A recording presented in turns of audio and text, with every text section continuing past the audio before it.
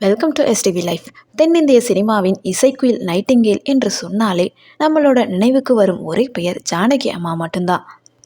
காலங்கள் மாறலாம், இசையமைப்பாளர்கள் மாறலாம், ஏன் சினிமாவே மாறலாம். ஆனால் கடந்த 60 ஆண்டுகளுக்கு மேலாக மாறாத ஒரே விஷயம் ஜானகி அம்மாவின் தேன் குரல் மட்டும்தான். அதிகாலையில் கேட்கும் பக்தி பாடல் முதல் நள்ளிரவில் நம்மை தூங்க வைக்கும் தாலாட்டு வரை எல்லாவற்றிலும் ஜானகி அம்மாவின் குரல் கலந்திருக்கு. அண்மையில் நம்மளை விட்டு பிரிந்த இந்த மாபெரும் இசை பேரரசியின் முழுமையான மிக விரிவான வாழ்க்கை வரலாறை பற்றி இந்த வீடியோவில் முழுசாக பார்க்க போகிறோம். அதுக்கு முன்னாடி நம்மளோட சேனலை ஃபர்ஸ்ட் டைம் விசிட் பண்ணுறீங்கன்னா இந்த வீடியோக்கு ஒரு லைக் போட்டு மறக்காமல் சப்ஸ்கிரைப் பண்ணிக்கோங்க. வாங்க வீடியோக்குள்ளே போகலாம்.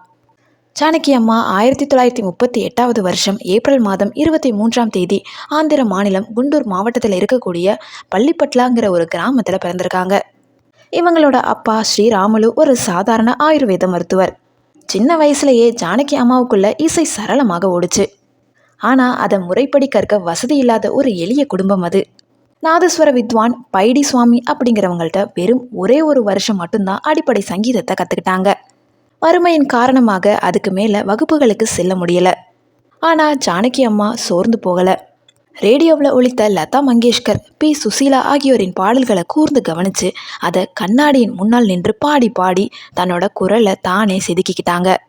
ஜானகி அம்மாவின் அசாத்திய திறமையை கண்ட அவங்களோட மாமா சலக்கா சந்திரசேகர் அவர்கள், உன்னோட குரல் இந்த உலகத்தை ஆளப்போகுது, நீ சென்னைக்கு வா அப்படின்னு கூட்டிகிட்டு போயிருக்காரு. அப்படி 1957 வருஷம் தன்னோட 19 வயசில் சென்னை ஏவிஎம் ஸ்டூடியோவில் மாதம் 40 ரூபாய் சம்பளத்திற்கு ஒரு ஒப்பந்த பாடகியாக சேர்றாங்க. அதே வருஷம் விதியின் விளையாட்டு என்ற தமிழ் திரைப்படத்தில் ஜலபதிராவ் இசையமைப்பில் கான வினோதனே என்ற பாடலை பாடி திரையுலகில் கால் பதிக்கிறாங்க. பாடின முதல் பாடல்லையே ஒட்டுமொத்த கோலிவுட்டையுமே திரும்பி பார்க்க வச்சாங்க. தொடர்ந்து தெலுங்கு, கன்னடம், மலையாளம் என பல மொழிகள்லையுமே இவங்களுக்கு வாய்ப்பு தேடி வர ஆரம்பித்தது. 1959 வருஷம் வி ராமபிரசாத் என்பவங்களை ஜானகி அம்மா திருமணம் செஞ்சுக்கிட்டாங்க. பொதுவாக அந்த காலத்தில் திருமணத்திற்கு பிறகு பெண் பாடகிகளின் திரைப்பயணம் முடிவுக்கு வந்துடும். ஆனால் ஜானகி அம்மாவின் வாழ்க்கையில் அவரது கணவர் ஒரு தேவதூதனாக அமைஞ்சாங்க. ஜானகி அம்மாவின் திறமையை முழுமையாக நம்பிய ராமபிரசாத் அவரை தொடர்ந்து பாட ஊக்குவிச்சாரு. அவருக்கு முரளிகிருஷ்ணா என்ற ஒரு மகனும் இருந்தாங்க. தன் கணவர் மீது ஜானகி அம்மா அளவற்ற அன்பு வச்சிருந்தாங்க. 1992 வருஷம் அவரது கணவர் மறைந்தபோது ஜானகி அம்மா சில காலம் பாடாமல் மனமுடைந்து தன் உலகமே இருண்டு விட்டதாக கூறி இசையிலிருந்து ஒதுங்கி இருந்தாங்க என்பது குறிப்பிடத்தக்கது. தமிழ் சினிமா வரலாற்றில் எஸ்பி பாலசுப்ரமணியம் மற்றும் ஜானகி அம்மாவின் கூட்டணிக்கு ஈடு இணை எதுவுமே இல்லை. இவங்க இருவரும் இணைந்து பாடிய டூயட் பாடல்கள் காதலின் உச்சம்னே சொல்லலாம். எஸ்பிபி அவர்கள் ஜானகி அம்மாவை தன் சொந்த அக்கா போலவே மதிச்சாரு. மேடைகளில் ஜானகி அம்மாவின் காலில் விழுந்து ஆசி வாங்குவதை எஸ்பிபி வழக்கமாகவே வச்சிருந்தாரு. இவங்க 2 பேருக்குள்ளேயுமே ஒரு ஆரோக்கியமான போட்டி இருந்துச்சு. ஒரு பாடலை ரெக்கார்டிங் செய்யும்போது ஜானகி அம்மா ஒரு சங்கதி போட்டாங்கன்னா எஸ்பிபி அதை விட ஒரு படி மேலே போய் பாடுவாராம். இவர்களின் இந்த அழகான கெமிஸ்ட்ரி தான் மணியோசை கேட்டு எழுந்து, காதலின் தீபம் ஒன்று, சுந்தரி கண்ணால் ஒரு செய்தி போன்ற நூற்றுக்கணக்கான காவிய பாடல்கள் பிறக்க காரணமாக இருந்துச்சு. ஜானகி அம்மாவை வெறும் பாடகி என்று சொல்வதை விட குரல் அரசி என்று தான் சொல்ல வேண்டும். இவங்களோட வாய்ஸ் மாடுலேஷன் உலகத்தரம் வாய்ந்தது. 16 வயது நிலை படத்தில் சிந்தூர பூவை பாடலில் ஒரு 10 பருவ பெண்ணின் துள்ளலையும் காதலையும் கொண்டு வந்திருப்பாங்க. தளபதி படத்தின் சின்ன தாயவள் பாடலில் ஒரு தாயின் ஒட்டுமொத்த வலியையும் சோகத்தையும் தன் குரலில் வடித்திருப்பாங்க. துர்கா படத்தில் அம்மாவும் நீயே அப்பாவும் நீயே பாடலை ஒரு 5 வயது குழந்தை பாடுவது போலவே பாடி அசத்தி இருப்பாங்க. திரையரங்கில் பலரும் அதை ஒரு குழந்தை தான் பாடியதுன்னு நம்பினாங்க. எஸ் விஸ்வநாதன், இசைஞானி இளையராஜா, இசைப்புயல் ஏஆர் ரஹ்மான் என்ற 3 தலைமுறை இசையமைப்பாளர்களின் இசையிலையுமே முத்திரை பதித்த ஒரே பாடகி ஜானகி அம்மா மட்டும்தான். குறிப்பாக இளையராஜாவின் கடினமான மெட்டுகளுக்கு மிகச் சரியாக உயிர் கொடுத்தவர் ஜானகி அம்மா. சிங்காரவேலனே தேவா பாடலில் நாதஸ்வரத்திற்கு இணையாக அவர் பாடிய சங்கதிகள் எல்லாம் உலக சாதனை வாய்ந்தது.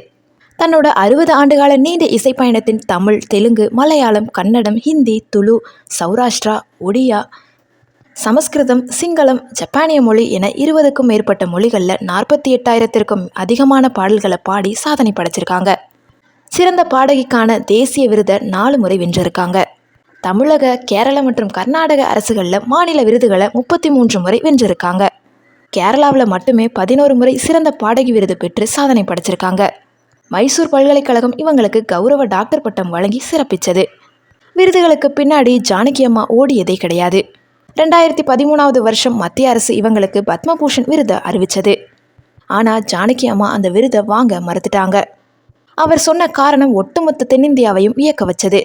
தென்னிந்திய கலைஞர்களுக்கு டெல்லியில் மிக தாமதமாகத்தான் தகுதியான அங்கீகாரம் கிடைக்கிறது அப்படின்னு 60 ஆண்டுகால உழைப்புக்கு இந்த விருதை மிக தாமதமானது அப்படின்னு சொல்லி தன்னோட கொள்கையில் உறுதியை காட்டினாங்க. 2016 வருஷம் தன்னோட 78 வயசில் ஒரு மலையாள திரைப்பட பாடலோடு தன் சினிமா பாடும் பயணத்திற்கு அதிகாரப்பூர்வமாக ஓய்வு கொடுத்தாங்க. நான் பாட வேண்டியதை பாடிட்டேன், இனி அடுத்த தலைமுறையினர் பாடட்டும் என்று பெருந்தன்மையோடு ஒதுங்கினாங்க. அதுக்கப்புறமா தன்னோட மகனோட மைசூரில் அமைதியான வாழ்க்கையை வாழ்ந்து வந்தாங்க. அண்மையில் 2026 வருஷம் ஜூலை மாதம் 11ஆம் தேதி யாரும் எதிர்பார்க்காத டைமில் தன்னோட 88வது வயசில் வயது முதிர்வு காரணமாக மைசூரில் காலமாகியிருக்காங்க.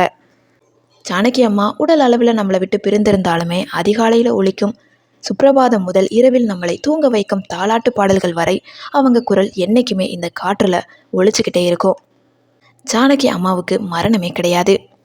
இசைக்குயில் ஜானகி அம்மாவின் ஆயிரக்கணக்கான பாடல்களில் உங்களுக்கு மிகவும் பிடித்த, எப்போ கேட்டாலுமே அழுகை வரும், சந்தோஷம் தரும் பாடல் எதுங்கிறத கமெண்ட் செக்ஷனில் சொல்லுங்கள். தேங்க்யூ ஸோ மச் ஃபார் வாட்சிங்.